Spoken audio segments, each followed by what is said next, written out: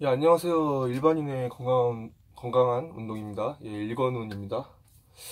저번 시간에 너무 이렇게 좀 번외격에 좀 약물 관련된 딴 얘기를 좀 많이 해서 오늘은 다시 원래 본연의 그 취지로 돌아와서 운동 관련 얘기를 좀 해볼까 해요.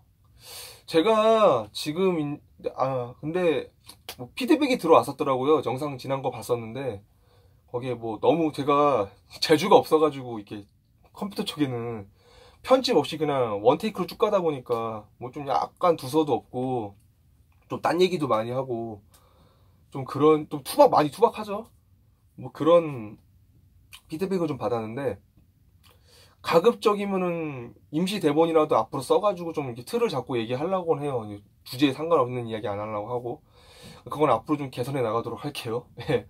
이번에도 또 딴 데로 샜는 얘기가 벌써 지금 할 얘기는 사실 일반인 분들한테 제가 말하는 그 일반인이라 함은 운동에만 전력 투구할 수 없는 분들이죠.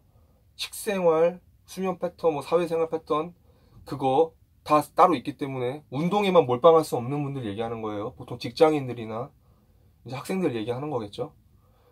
일단 저는 그 일반인 분들은 팔 운동은 한동안은 꽤 오랜 기간 동안 할 필요가 없다라는 얘기를 지금 하려고 해요.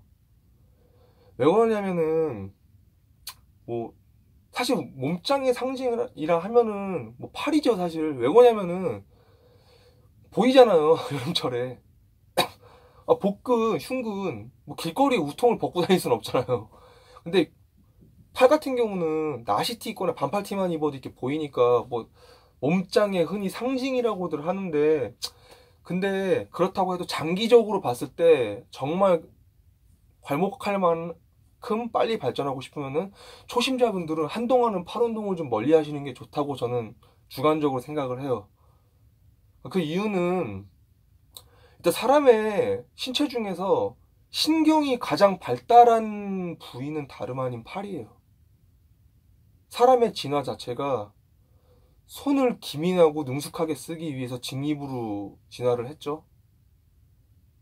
사람은 팔이 가장 발달해 있어요. 그렇기 때문에 생 초보자들도 보면은 가장 먼저 좀만 가르쳐주면 자세가 깔끔하고 완벽한 운동이 상대적으로 덤벨 컬, 뭐 이거 케이블 내리는 거, 뭐 하실 수만 있다라면 딥스 같은 거예요. 이거는 팔을 쓰는 게 그만큼 신경계통이 익숙해져서 그런 거예요. 그 운동 역학과 이 뇌신경 발달 적응에 관한 얘기는 하면은 또 얘기가 길어져가지고 나중에 한번 다뤄보도록 하고 여기서는 일단은 그 얘기는 하지 않을게요. 너무 그런 것까지 얘기해서 두서가 없고 길어진다는 피드백을 받아서요. 어쨌든 이 사람은 팔을 쓰는 데가 굉장히 익숙해요. 모든 사람들이. 물론 팔 운동이 기술적으로 쉽다는 얘기는 아니에요. 팔 운동도 고립 같은 거 신경 쓰고 뭐 특정 종목 같은 거는 어려워서 전문적으로 배워야 돼요. 근데 상대적으로 말하라는 거예요. 상대적으로 등 근육 중간부를 움직여 보세요.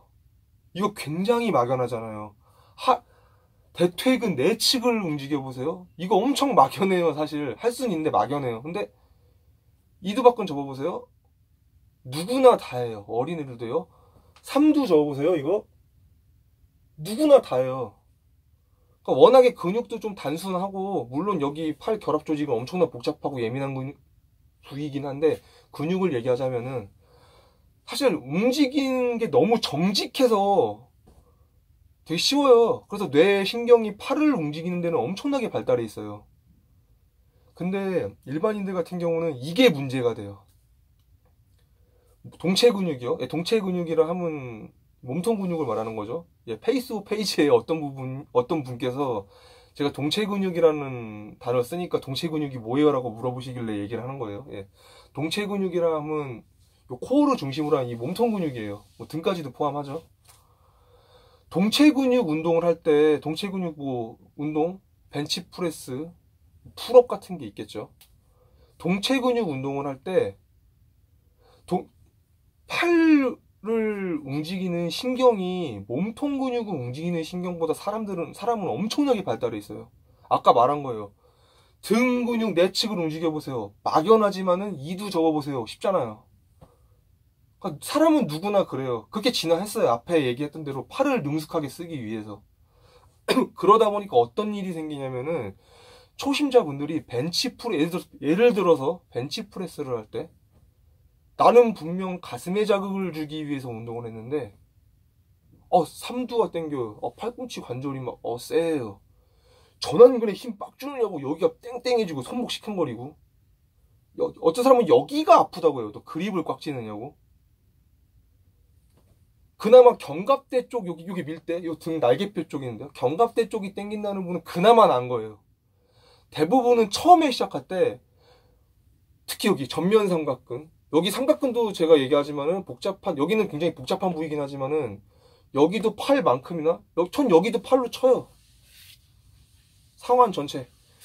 어깨도 굉장히 사람이 능숙하게 써요. 많이 발달해 있어요. 그래서 벤치프레스 하면은 보통 삼두 내지 전완 전면 삼각근 있는 데가 가슴보다 먼저 불타는 것처럼 아파가지고 못하겠다고 나가 떨어져요. 그거 왜 그러냐면은 간단해요. 앞서 말한 대로 그냥 이제 상완이라는 표현을 쓸게요. 근데 뭐 상완이 보통 여기를 지칭하긴 하는데 전 여기까지도 포함하는 개념의 상완이라고 편의상 말을 할게요. 상완을 쓰는 운동신경, 뇌신경이 엄청나게 발달해 있다 보니까는 가슴을 이렇게 움직이는 신경은 그만큼 발달을 못 하다 보니까는 자기도 모르게 힘이 들죠, 운동하면은. 힘이 들면은 내는 몸을 보호하려고 해요. 최대한 효율적인 방법으로 이제 몸을 쓰려고 해요, 본능적으로.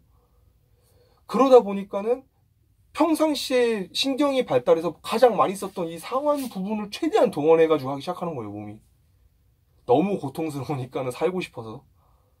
그러다 보니까는 나는 가슴을 운동하려고 벤치프레스를 한 건데, 결과적으로 바벨 컬이라든가 밀리터리 프레스에 비해서 굉장히 비효율적인 자세로, 바닥에 누운 자세로 어깨와 상완 운동을 한 꼴이 돼요.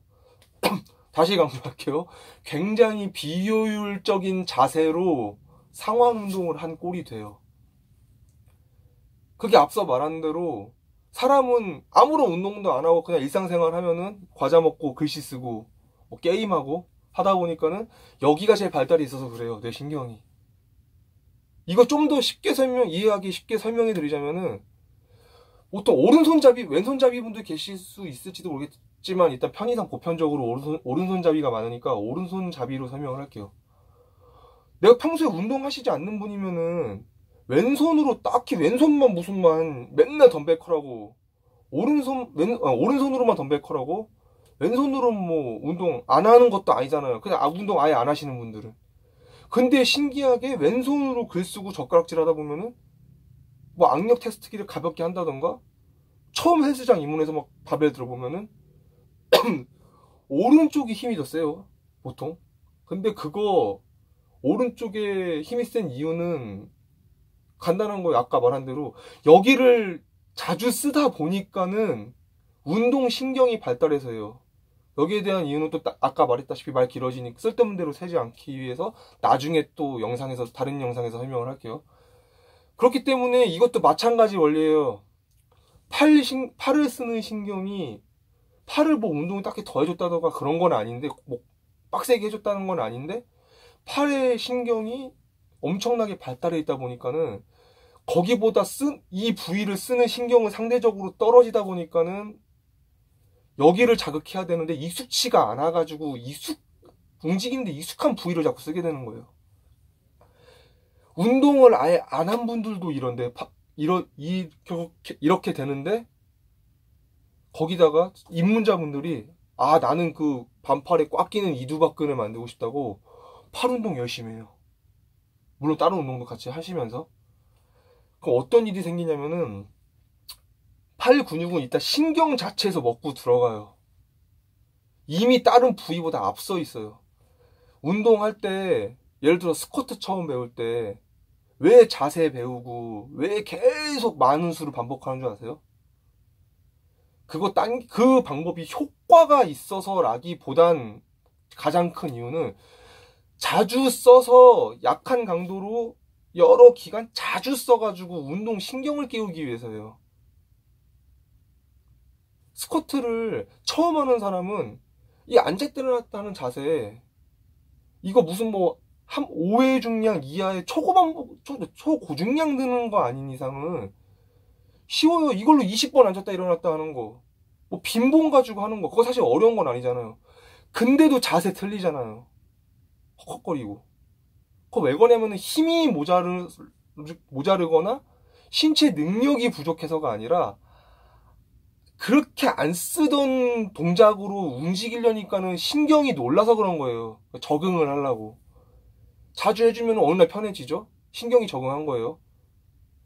같은 원리인데, 그래가지고 팔이 그렇게 발달해 있는 건데, 팔이 항상 다른 부위보다 많이 발달해 있는데, 거기보다 안 썼기 때문에 신경이 뒤처지는 부위 운동이랑 같이 해주게 되면은 다 같이 발전을 해요. 뭐 이두도 당연히 나오긴 나와요. 흉근도 당연히 조금씩 나오겠죠. 아예 안 하진 않으니까. 근데 항상 아까 벤치를 예를 들어서 얘기하는 거예요. 흉근이 팔 상완 전체의 운동신경보다 뒤처진 상태로 한동안 계속 가요.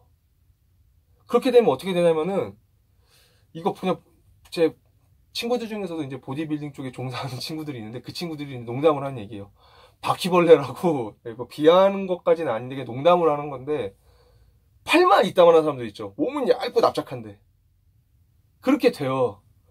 왜 그러냐면은 나중에 되게 제가 이런 경우도 봤어요. 기형적인 케이스였는데, 벤치프레스를 진짜 중량 엄청 쳐요.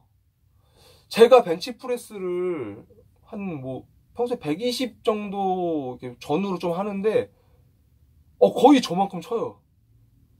근데 저 정도 하면은 프로급들이 보면 우스운 중량이긴 한데, 동네 헬스장 가면 그냥 그래도 좀 벤치 좀 한 해 정도 소리는 좀 들어요. 근데 그분도 그렇게 하시더라고요. 근데 그분이 어느 날 저한테 와서 얘기하더라고요. 저 흉근이 아예 없다고요.